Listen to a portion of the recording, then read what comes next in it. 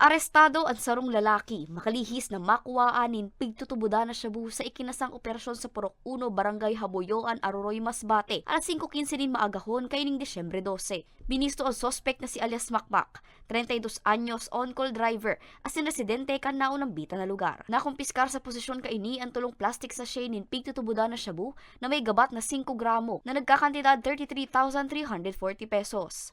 Naaresto ang sospek kan pinagsararong puwersa kan Aroroy Municipal Police Station asin iba pang unit kan kapulisan kaiba ang Philippine Drug Enforcement Agency Bicol sa kusog kan mandamiento di rekisa na pigpaluwas ni Honorable Jose Ronald Bersales, ang Executive Judge kan RTC 5th Judicial Region kan Disyembre 3. The search warrant was issued December 3, 2024, but nai-implement lang nila noong December 12, 2024 kasi nga minonitor nila yung subject. Nung minonitor nila yung subject, matagal na wala sa kanyang sa kanyang residence.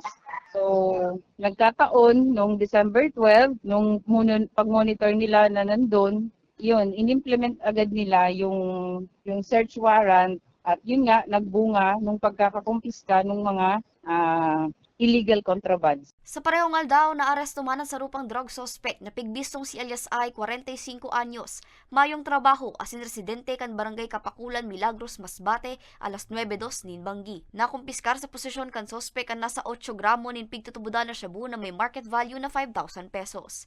Sigun sa Masbate PPO, naaresto ang suspect sa iya mismong residensya kan Milagros Municipal Police Station asin iba pang unit kan kapulisan sa pakikipagtabangan man kan PIDEA Bicol.